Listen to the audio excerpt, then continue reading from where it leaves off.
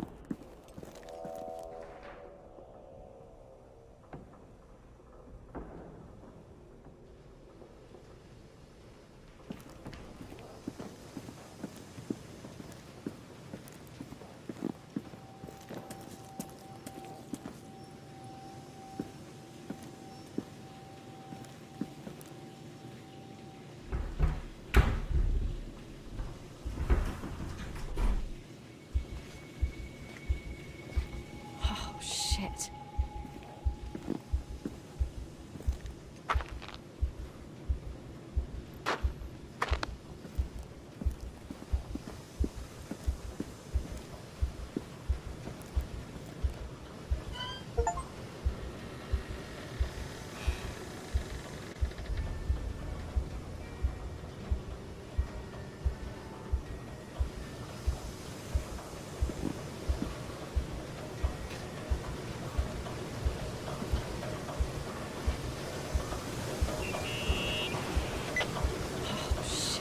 So, found the mystery decorations?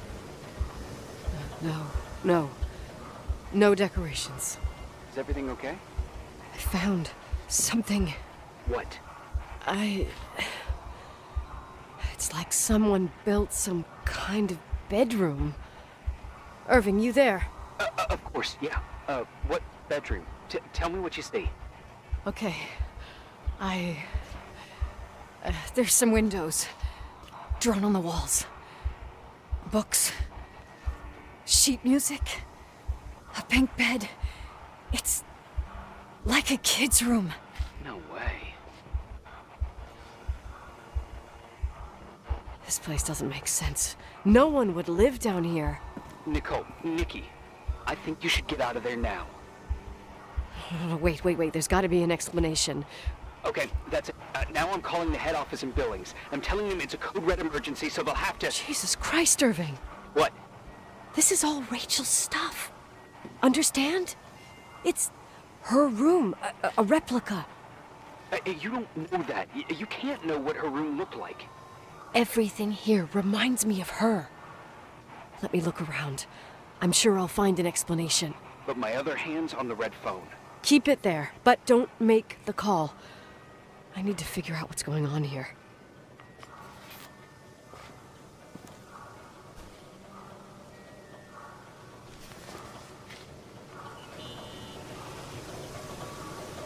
Hey, can you hear me? Yes. We have to call someone. You have to get out of there right now. No. I found a key. It's from my old music box. The one in Leonard's room. I'm having a hard time following. If everything in here is Rachel's, then why is my music box's key here? I don't know and I don't want to know. Tell you what I think? Someone could have been in your room. It doesn't matter. How can you be so calm?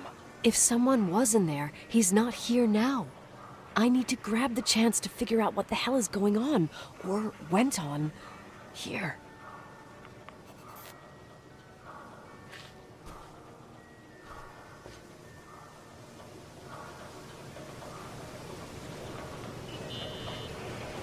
Yes.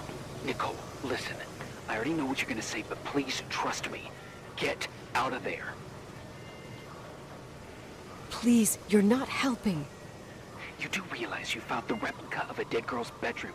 This is sick. This is The more things get freaky, bizarre, and painful, the more I need to figure out why all of this... We'll figure it out. With Sheriff. Once you're out of there, into a safe hotel room in town. Please, just... Listen, a bunch of strange things happened since I got here. Think about it. Phone calls on a dead line, old lipsticks that don't go bad. Leonard's notes where he says he saw a girl that's supposedly been dead for 10 years, and now this! All good reasons to get out of there. We both agree that saving your skin is top priority, right? I've looked over every inch of this place, and there's no one. If it's true, you realize what that means. What?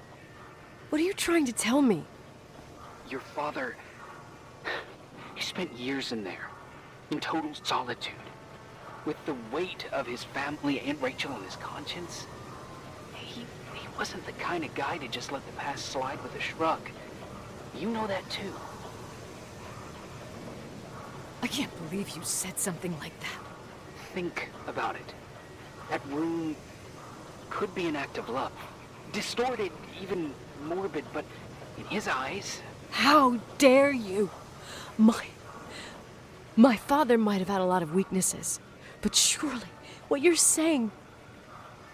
Leave out that he cheated on my mom. Leave out that he fell in love with a 16-year-old, but fucking hell, don't you dare even think that!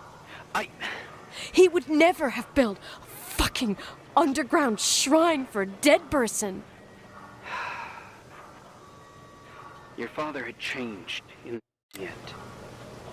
You didn't spend time with him, but I met him, and I'm telling you. No! I don't give a shit about what you have to say. I just want you to know that...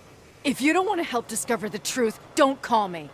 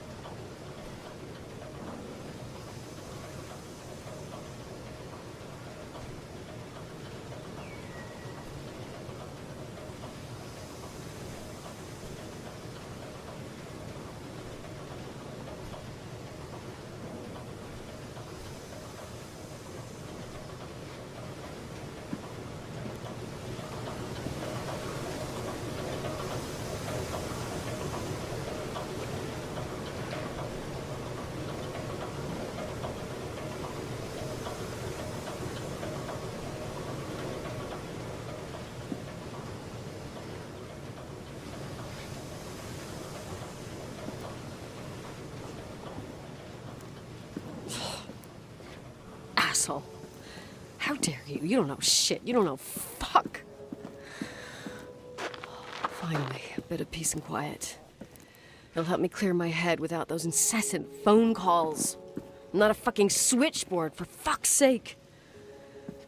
Okay, let me piece things together.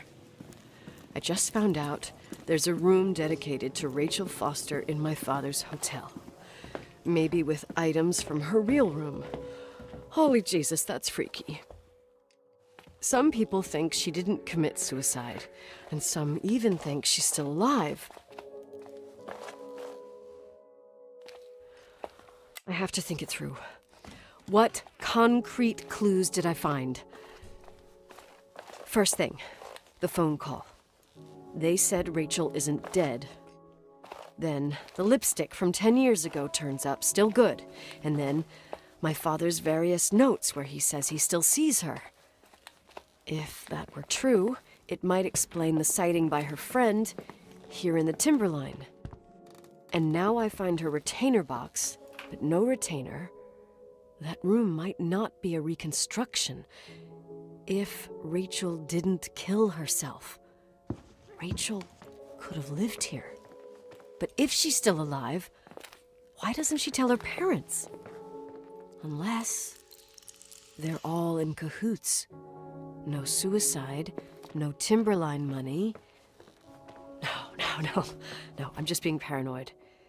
And then there'd be no reason for her to live in a fucking underground replica of her room. My key in the middle of Rachel's stuff. Is it a message? Where do I fit in? Are you trying to tell me something, Dad? My music box with the hockey player. I don't think I have the guts to hear that tune again. But I must.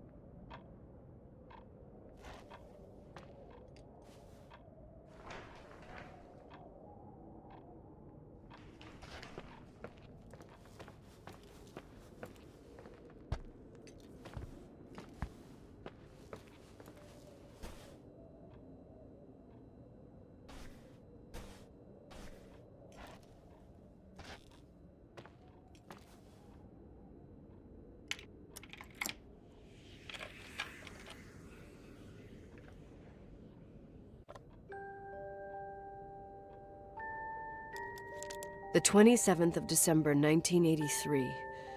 The hockey finals at Missoula. Us against Cold Springs High. We won by sudden death after a 3-hour game, and I got the medal for the most number of face-offs won. According to the papers, that was the night Rachel killed herself. Coming home, Mom barely had the time to pull into the garage that I was already racing up to you, waving the medal in your face, Daddy. I was so happy. But you had other things on your mind, right? And you and Mom started fighting. Voices getting louder. That long silence when she comes down the stairs with the suitcases and Mrs. Bryce tries to stop her. Mom's car stays here, and we leave with my Uncle John's. I never found out what started that fight. Mom never wanted to talk about it. Are you trying to, Daddy?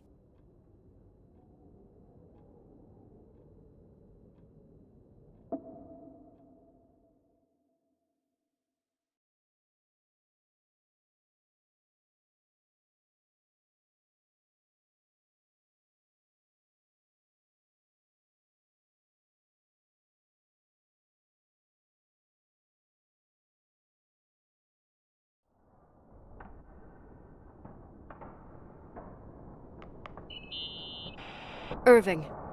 Finally.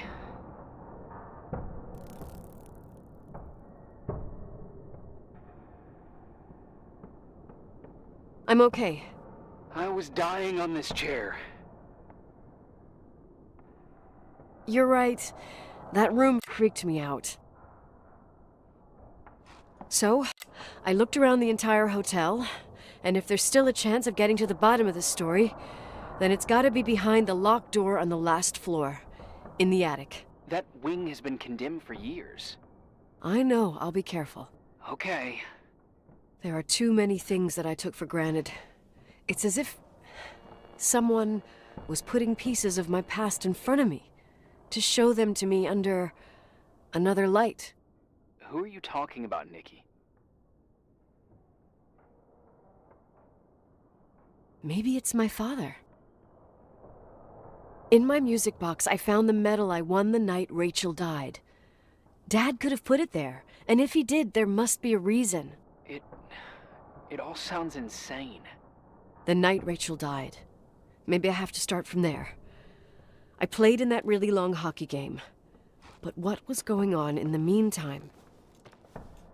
You remember that night, Irving? I think I was at church with my family. Church. That night we had a mass for the poor here. We held one every year. As usual, Mom volunteered to take me to the game, but she was so busy with the soup kitchen that I was afraid she was going to be late. I remember while she ran around, she said she ordered me to close the mezzanine. You mean the intermediate floor above the reception? What's in there? A storeroom. Have you been up there? No, I'd forgotten all about it. I'd better take a look before moving on.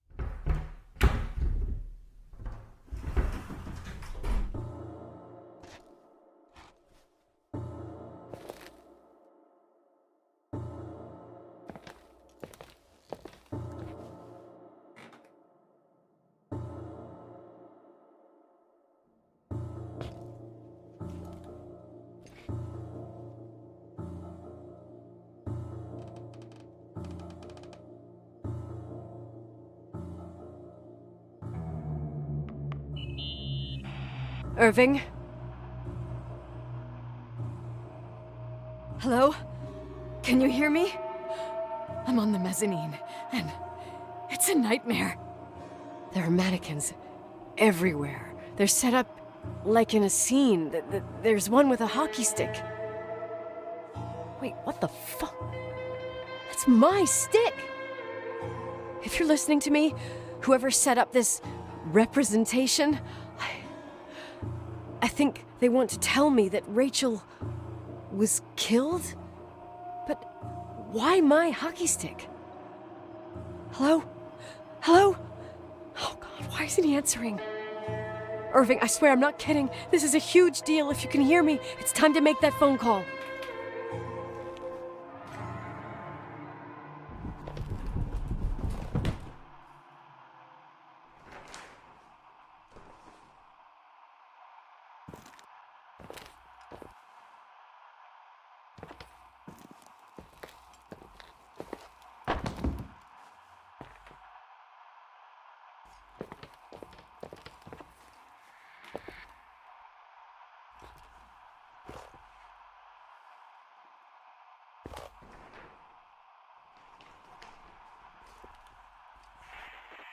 Where are you, Nicole? It's about time.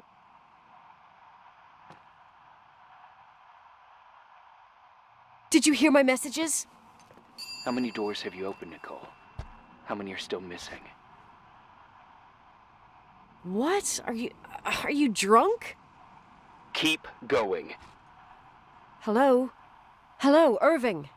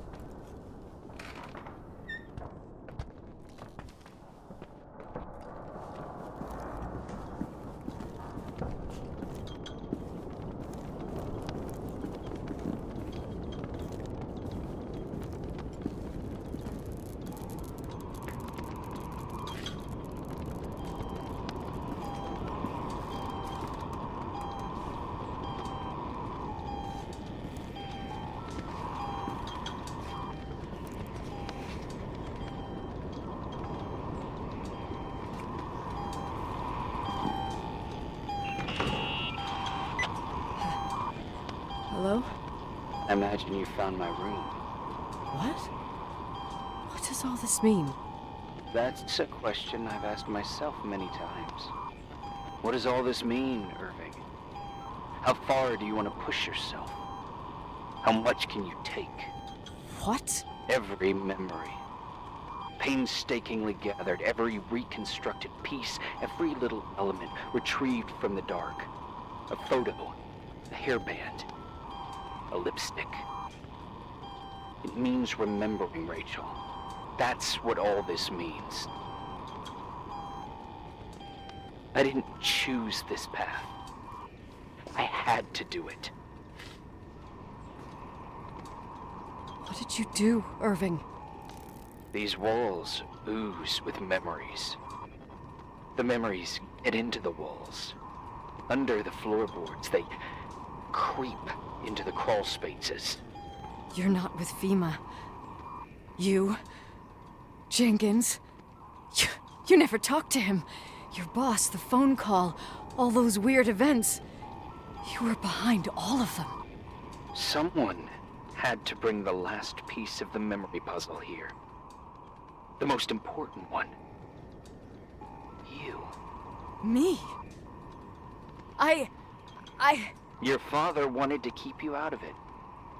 I convinced him that only you could resolve the equation, as he called it.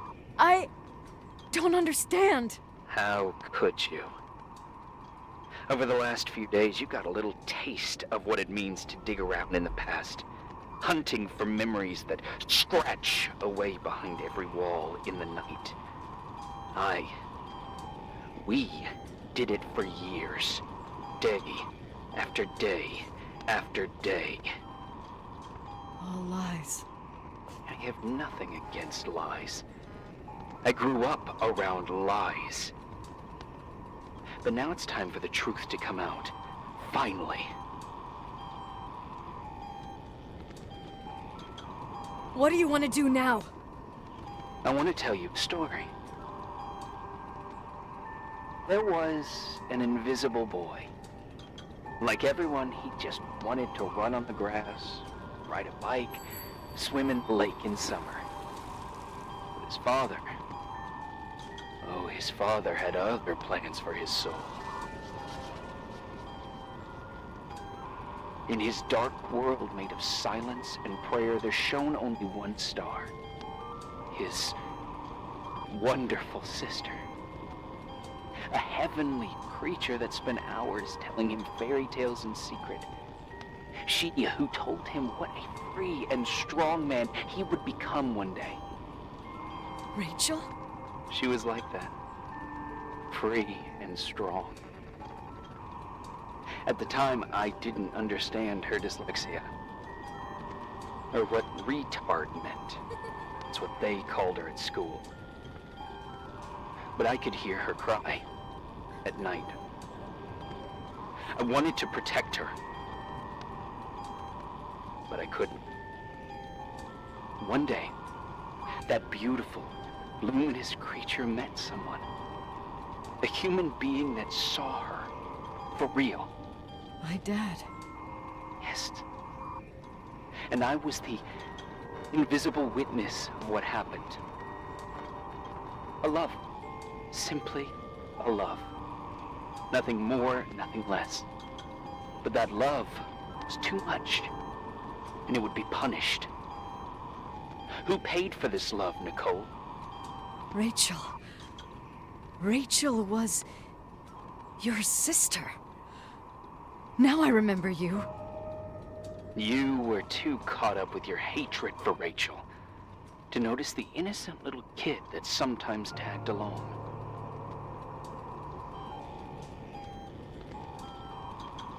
Yes, it's true. I hated her.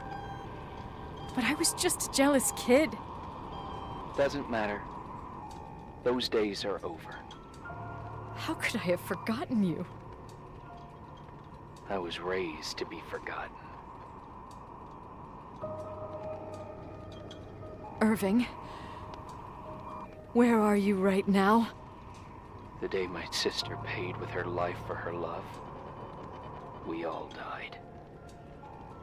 We make up the history of the Timberline. It was a tragedy. But you... We all got frozen there, in that very moment. In that confined horizon of events. As you'll understand. As you've already begun to understand.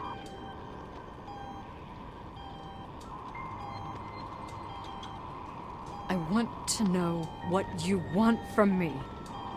You have to keep going to get to where I wasn't able to go. You will be the new witness. You owe it to us. And you owe it to her.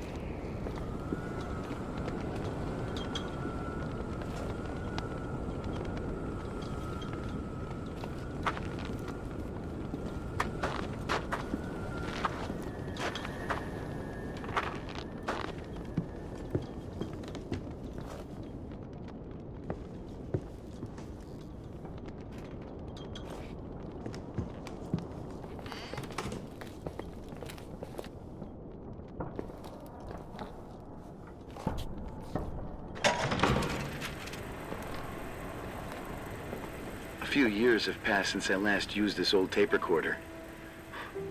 I think you were in elementary school. I imagine a testament should start in a poised manner. My dear Nicole, my favorite daughter, etc., etc.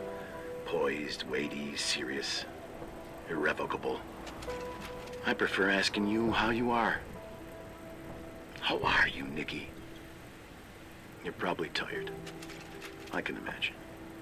At this point of your journey, the marks and voices of this old hotel will have already whispered all their secrets. You've always been good at solving puzzles. In this, you surely resemble more your mother than me. Irving has always been convinced that you, only you, could surmount the fear and suffering that exuded from these hallways. We tried. We waited. We were terrified. We studied. We listened. We listened to her. But all the love in the world wasn't enough to decipher those muted vowels, those wide open eyes, those tears of light. In your time and space, in the here and now, I will no longer be with you. But it doesn't matter. Trust me, it doesn't. I have a new theory, Nikki. Love is and remains. It is in the wood you stand on, in the walls that keep up this hotel, Who are you talking in the air about? we breathe. And sometimes it hates. It hates those who didn't allow it, those who cast it aside with indifference, and those who can't recognize it. Stars still emanate their light, even after collapsing, right? There's a lot of light here. There's light in death. I want to free myself of all this darkness. I can no longer see the stars. I'm tired of surviving in this limbo. So, how are you, Nikki? I'm good. I will be good.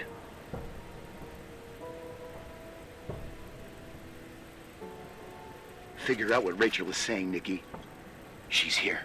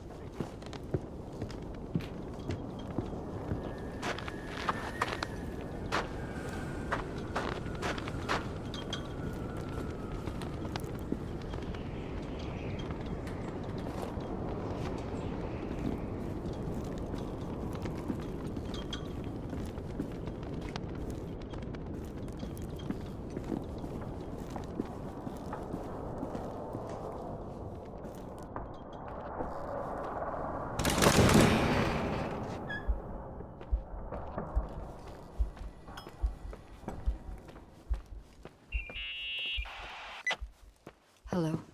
Leonard was a very special man. His soul was big enough to love both you and Rachel. I knew my father's soul better than anyone. You were just a jealous kid. Don't you dare try to make me feel guilty. You don't... I just want you to get to the truth. So why didn't you tell me about the truth? Tell who? The Nicole who thought eating beans was the worst tragedy and couldn't wait to finish this business and run away, forgetting everything all over again? You don't know anything about what my mother and I went through. But you're different to when you got here. Now you can discover the truth, a truth that otherwise would have destroyed you. I didn't lie to you. I protected you. Listen, I'm sorry about Rachel. I hated her, and I hated my father, but I never wanted it to end like that.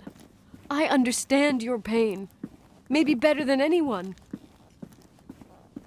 Betrayal, shame, death.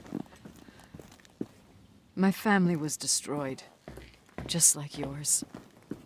How much longer does this pain have to last? It'll be over soon. What else is there to know? You want the truth. Well, I can't give it to you. I've already given you everything I could. Now you have to tie the pieces together. What does that mean? Your father always said we are the sum of the people we take with us, and you abandoned these people. Here, in this place. Enough riddles, Irving. I'm tired. Me, too. You're the only one who can give a finale to this story. It's time you open the last door.